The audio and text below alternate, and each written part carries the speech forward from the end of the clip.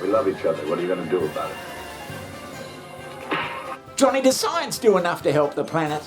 In a practical way, what do you mean? Like practical stuff, like practical stuff. You often wonder whether science is worrying about the bloody things that need to be worrying about, such as the bloody meteorite strike on the Earth.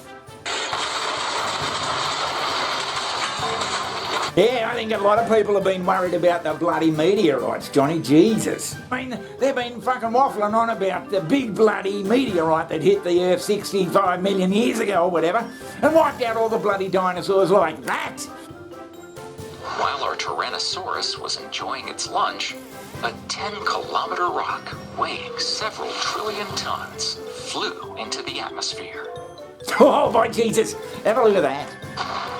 The energy released by the impact was approximately equivalent to 10 billion Hiroshima atomic bombs. In a second, the asteroid penetrated about 20 kilometers into the Earth's crust. The whole globe was shuddering like 1,000 bells from the impact.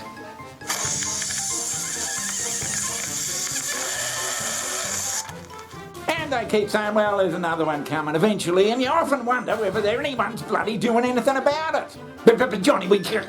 Well, in this case, they are doing something about it. You're looking at on your screen, the spacecraft is NASA's double asteroid redirection test spacecraft. That's a lot. Call it DART. Now, Dimorphos poses no threat to Earth tonight, but the goal for NASA is to see if they can push the asteroid off course. So it's something they could do in the future to prevent Earth from Armageddon. What hit us? Small asteroid fragments this morning. How big were those? Those were nothing. The size of basketballs. Oh, by Jesus, it was tense back in that film, I tell you. The bloody asteroid was as big as Texas. Volkswagens. This new one you're tracking, how big? It's the size of Texas, Mr. President. But geez, it was a great bloody movie, though. NASA announcing its spacecraft successfully pushed an asteroid out of its natural orbit after a deliberate crash last month. Yeah, they sent this little bloody. Never before seen up until today. That is amazing. You know, it's just as good the second and third time. It's a relief to see someone's actually fucking doing something about it. You only got to throw the bloody meteorite off a couple of bloody degrees, Johnny, and it can completely miss whatever it was gonna fucking hit in the first place. From 7 million miles away, photographic proof that NASA's DART mission worked. That exploding cloud of dirt and rock, the moment the refrigerator-sized spacecraft slammed into an asteroid named Dimorphos, orbiting an even bigger asteroid. The impact gave Dimorphos a big shove, dramatically shortening its orbit even more than NASA had hoped. It was expected. Now, maybe you would have thought that they would send a bloody, pretty big explosive thing, probably a small nuclear device, up there and just blow the living shit out of the bloody little bit of rock. But on the other hand, Johnny, you just can't get... Instead, they just wanted to give it a little nudge in a different direction.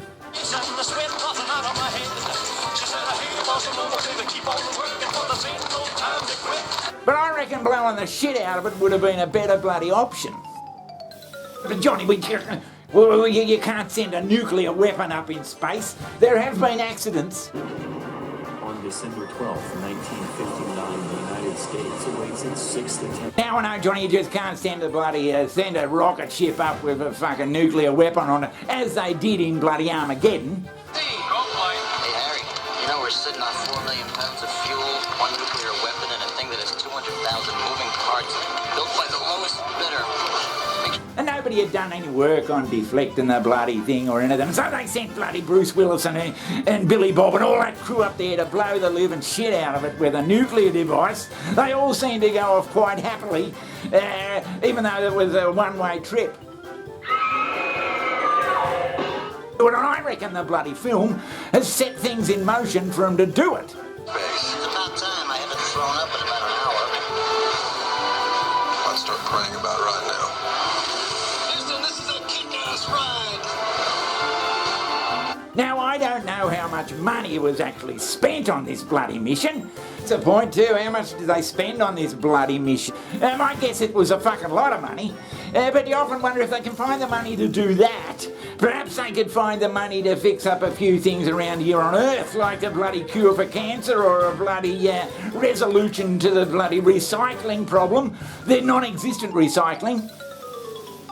Or they could bloody fix up the poverty in third world countries like good old Africa that seems to just fucking go on and on forever. It's nice to know that if the big one the size of Texas starts bloody homing in on us, that there'll be some sort of preparation being made and we'll have at least had a practice run. All of us have a responsibility to protect our home planet. After all, it's the only one we have. But we've got a lot of problems here back on Earth that need resolution too, and a heap of fucking commitment and bloody cheering and money and all that sort of bloody stuff too. But geez, it was a great bloody movie though. Okay, gentlemen, you're warriors up there.